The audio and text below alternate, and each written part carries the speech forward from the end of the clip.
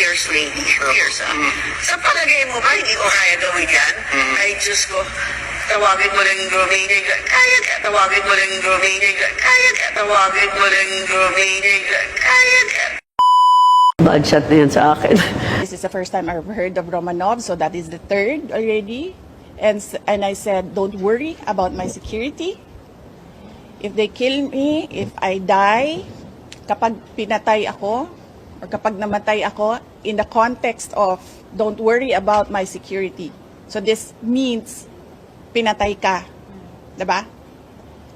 Kasi hindi ka naman mamamatay by heart attack in relation to your security. Diba? So, pag namatay ako, I already asked a person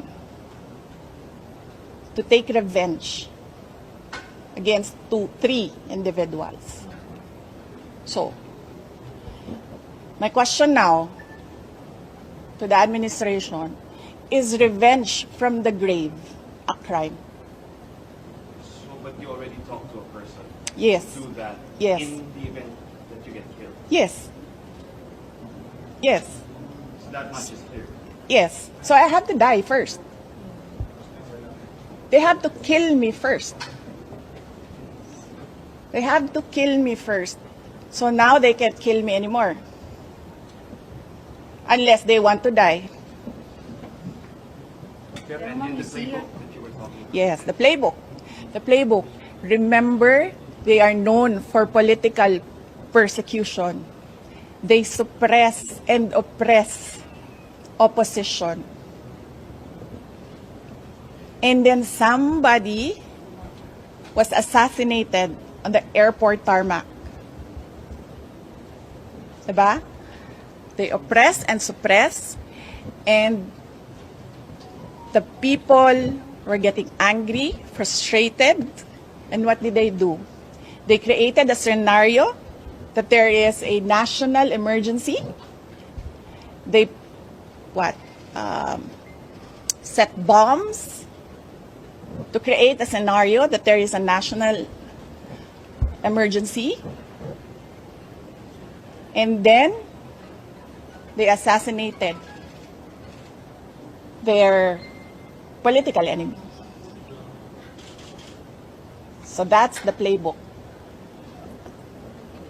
We already saw that in history. So that is my proof. Pero by, Yes.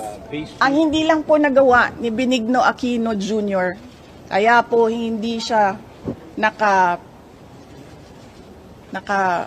ano bang tawag yan?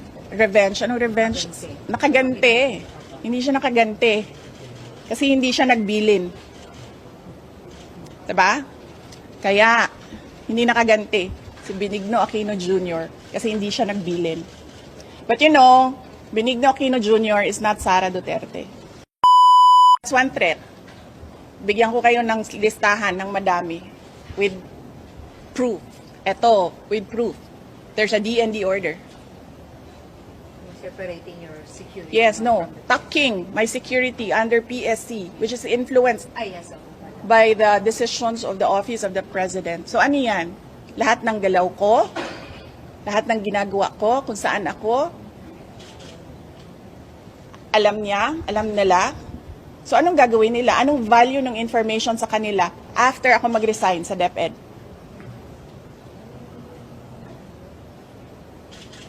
Before, when I was with DepEd and working to help the administration, wala namang ganun eh. Diba? Tapos pag mag-resign ka, ganito ang gagawin sa security mo, imo-monitor ka. Well, that's one threat. Well, that is a possibility. You see what they're doing right now? That is an example. They are undermining my security. That is just from the PSC.